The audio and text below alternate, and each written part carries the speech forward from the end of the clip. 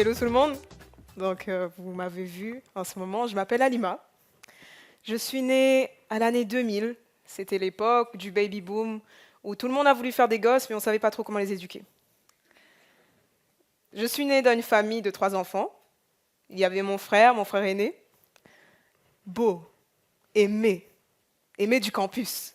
C'était le grand frère, et pour arrondir nos fins de mois, pardon, il vendait du Zamal dans la cité. Pour ceux qui nous suivent ailleurs, qui ne savent pas exactement ce que c'est que le Zamal, c'est une drogue. Il vendait ça pour arrondir nos fins de mois, et sachez que même ma mère y participait. Elle soutenait le business de mon frère. Il y avait ma grande sœur, qui est romantique. Elle croit que le monde, c'est un poney tout rose.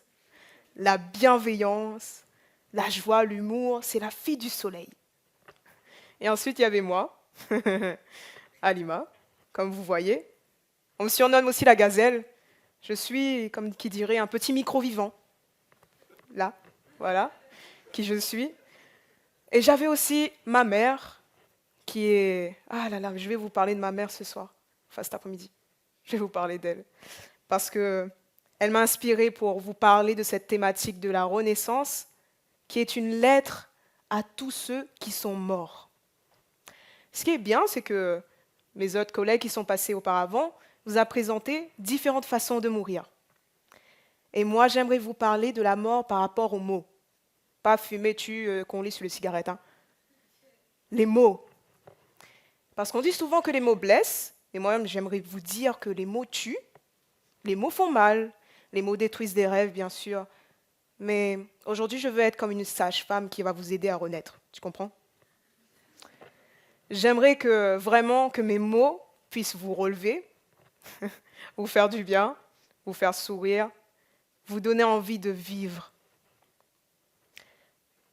J'ai grandi en fait dans un milieu très toxique avec ma mère parce que mon père était un homme battu. Je sais que ces choses pas courantes ici à La Réunion, souvent on en rigole parce qu'on se dit un homme battu ça n'existe pas.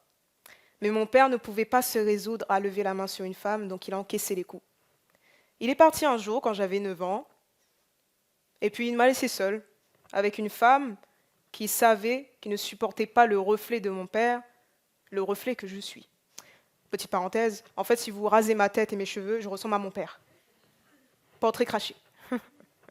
Donc en fait, ma mère, quand elle me voyait, elle ne me voyait pas moi, elle voyait mon père. Donc c'est suivi un cycle où elle m'a beaucoup rabaissé, elle m'a beaucoup fait du mal.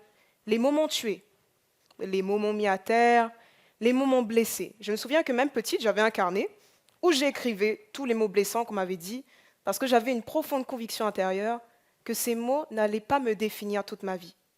Vous savez, je vous avais compris, je suis dans l'audiovisuel, j'aime bien produire des films, j'ai à cœur de devenir réalisatrice. Ce qui a poussé ce rêve, c'est que je me suis dit, pourquoi c'est toujours les gens qui écrivent notre vie, en fait? Pourquoi tu ne peux pas écrire ta vie? Et c'est vraiment ce que j'ai envie de vous inviter à expérimenter. D'écrire vos lignes, tout simplement. D'arrêter de laisser quelqu'un d'autre écrire votre histoire.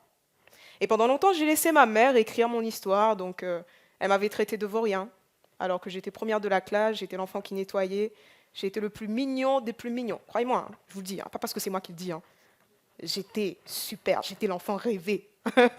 Mais quand j'étais petite, je ne le savais pas. On ne me le disait pas assez souvent.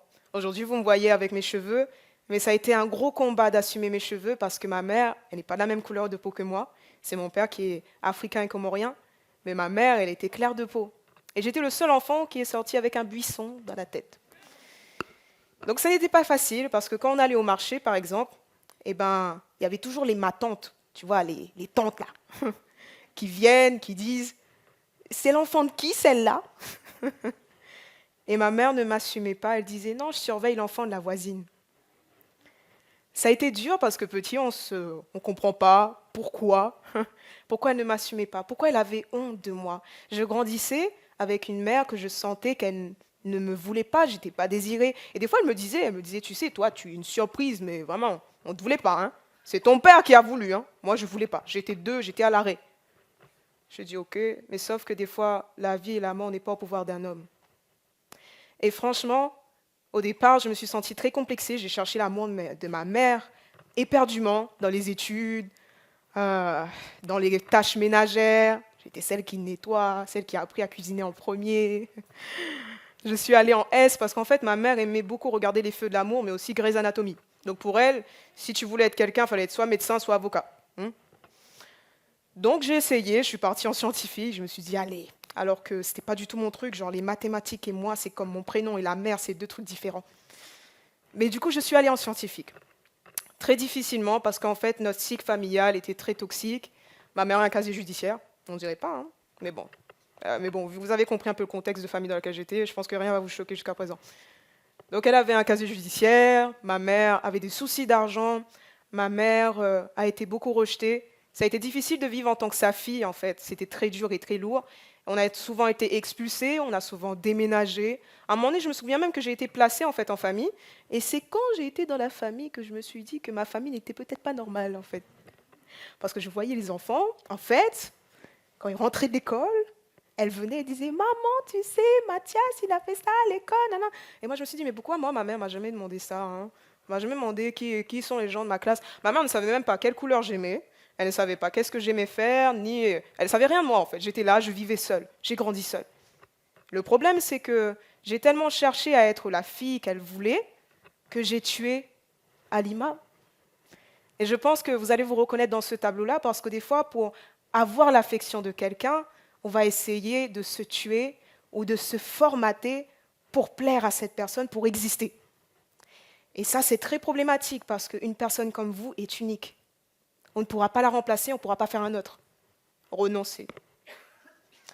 Le problème, c'est que je l'ai essayé de faire plusieurs temps, et puis je me suis rendu compte qu'au final, j'étais très malheureuse, très dépressive, très fatiguée, je n'aimais pas vivre. Je me souviens même que moi, je me disais, je parlais au bonhomme là où je lui disais, toi, pourquoi tu fais naître les gens pour souffrir? Emmène-nous là-haut. Excusez-moi. Hein. Voilà, on apprend à faire connaissance et j'aime bien faire connaissance avec vous. Donc moi, je parlais comme ça, je me disais, ça sert à rien, c'est quoi ces lots de souffrance? Pourquoi? En grandissant, quand j'ai eu 18 ans, j'ai pris mon indépendance avec 2 sachets de nouilles dans le sac. Je suis partie parce que mes frères et sœurs, à 18 ans, ils ont fait pareil. Ils ont dit, écoute, toi, tu es là, nous, à 18 ans, on part. On ne peut pas rester avec elle. Hein. Elle, c'est l'œil du cyclone. Et les gens qui vous disent que l'œil du cyclone, c'est l'endroit le plus sûr, bande de menteurs. L'œil du cyclone n'est pas l'endroit le plus sûr. L'endroit le plus sûr, c'est hors du cyclone, mon gars. C'est dans la petite case en pierre, là, c'est là que tu es bien. Après, c'est sûr que sortir de l'œil du cyclone, vous allez passer dans les torrents, dans les mers, ça va vous écorcher, ça fait mal. Mais laissez-moi vous dire que si vous sortez de là-dedans, c'est vous la tornade. Et moi, je suis devenue une tornade. Voilà, tu comprends? À 18 ans, je suis venue à Saint-Denis, ville des possibilités. Parce que moi, je viens d'une petite ville, je viens d'un quartier de Saint-Louis, très mal famé. Bon, je ne vais pas trop vous donner mon adresse. Hein. Je ne vais pas donner une mauvaise image de Saint-Louis parce que ça m'a apporté beaucoup de choses. Mais je suis arrivée à Saint-Denis. Pour moi, c'était New York. J'ai vu les bus accordéons, les bus à 2 étages. Je voyais les gens, ils étaient mélangés. Il y avait des festivals. Je me suis dit, mais c'est la nouvelle vie. Il y avait la nourriture à tous les coins de rue. Petit marché, mais c'est vraiment un petit marché. Hein. Il y a tout. Et je me suis dit, oh, mais j'aime trop cette ville. Et c'est pour ça que je ne l'ai jamais quittée. Parce que j'aime le dynamisme de cette capitale, de Saint-Denis. Parce que croyez-moi, ailleurs, là, c'est vraiment... voilà, c'est pas très joli. Et là, j'ai appris à faire naître Alima à travers l'amour qu'on m'a donné. On m'a donné tellement d'amour, j'ai rencontré des personnes qui ont tellement touché ma vie, qui m'ont tellement rempli, qu'aujourd'hui, en 2023, je peux me définir comme une femme de foi, comme une femme d'amour et comme une femme d'espérance. Moi, je me définirais comme ça, c'est bien, avec cette époque, on peut dire qu'on est ce qu'on veut, tu vois. Donc, moi, je me définirais là-dessus. Ces personnes m'ont donné une source d'amour qui est intarissable, qui m'a fait beaucoup de bien, qui m'a beaucoup guéri. Et je suis sûre que chacun d'entre vous, vous pensez à quelqu'un en ce moment qui veut vous donner de l'amour, mais vous êtes en train de fermer votre cœur. Ne fermez pas votre cœur. Ne mettez pas cette carapace, parce que l'amour guérit. Et vous savez, moi, je pars du principe que oui, le monde est méchant, je sais, le monde est méchant. Mais par contre, il y a des gens exceptionnels sur ce monde. Il y a des gens exceptionnels sur cette terre qui peuvent vous aider à guérir, à aller beaucoup mieux. Et moi, c'est cet amour qui m'a guéri. L'amour paternel et maternel que je n'ai pas eu à travers mes parents, Je les ai eus à travers d'autres personnes qui sont là dans la salle ce soir. Et est-ce que vous pouvez les acclamer, s'il vous plaît? Merci.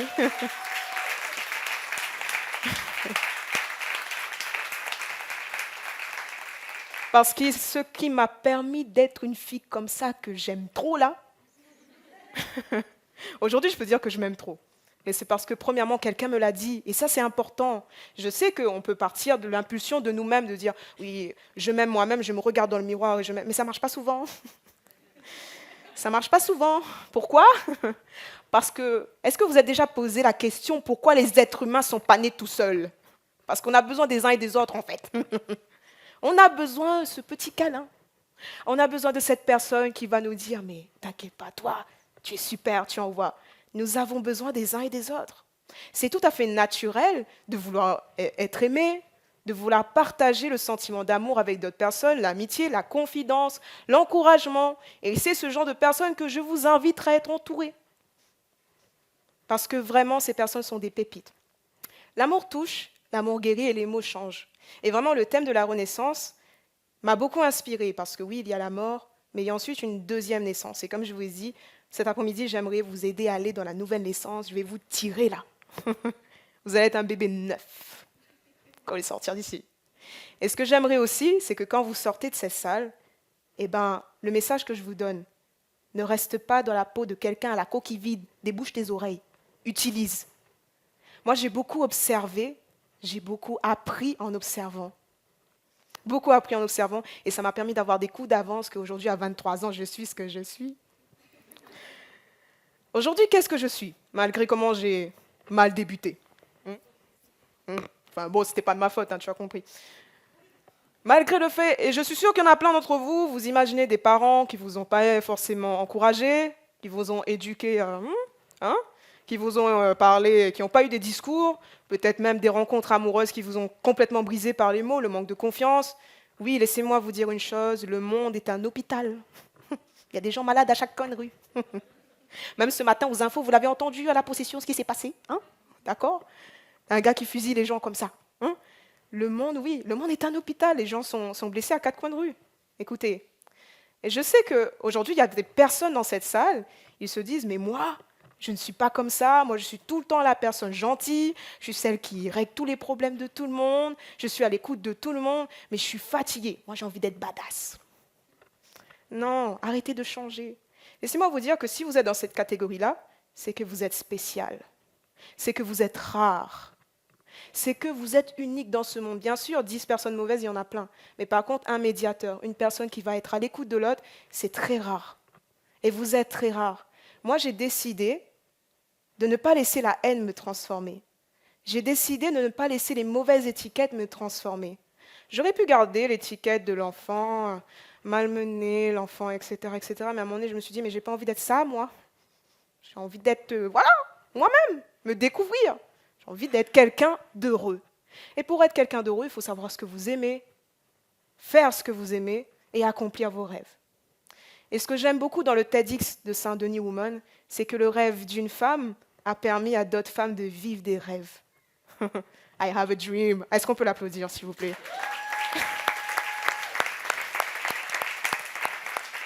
Donc rêvez encore de cette nouvelle naissance, allez jusqu'au bout de vos accomplissements, parce que ça va certainement faire entrer quelqu'un d'autre dans son rêve.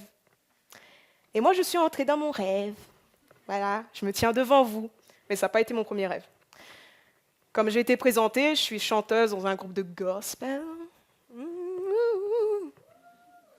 Peut-être on fera une démo à la fin, on va voir. Mais sinon, tu vas payer plus. Donc, je suis chanteuse dans un groupe de gospel, je suis leader d'un groupe de gospel, et pour moi, ça a été vraiment un début de plein de nouvelles choses, d'accomplissement de soi. J'ai appris à chanter ce que j'aime, chanter ce qui fait rythmer ma vie, et c'est ce que le gospel m'a apporté. Ensuite, il y a l'audiovisuel, donc je vous ai dit, je rêve d'être réalisatrice. Mon truc, moi, je trouve ça trop classe. Genre, ils ont fait passer une vidéo de Shonda Rhimes, j'aime trop cette nana. Donc, moi, c'est ce que j'aime. Et je suis en train de marcher dans l'accomplissement de mes rêves. Je suis allée dans une école d'audiovisuel, j'ai passé les examens, j'ai été pris, j'ai continué à poursuivre mon rêve au point d'avoir tellement d'opportunités aujourd'hui que je peux dire « Ah, mais qu'est-ce que j'aime ma vie !» Et ceux qui me connaissent savent que souvent, quand j'ai le ventre plein après un restaurant, je dis « J'aime ma vie !» Et je vous invite vraiment à aimer votre vie. Allez poursuivre ce qui vous rend vraiment joyeux. Si tu aimes aller au restaurant au moins une fois par mois, ben vas-y. Si toi, ça te fait du bien, ben vas-y. Tu aimes la natation, ben vas-y. Ne le fais pas pour ta mère. Ne le fais pas pour ton père. Ne le fais pas pour plaire au gars du bahut. Parce que ça ne vaut pas la peine. Bon, ça c'est un autre débat, on va pas aller dedans. Mais fais des choses qui te font vibrer, qui te font du bien. C'est comme ça que vous allez être heureux. Hein.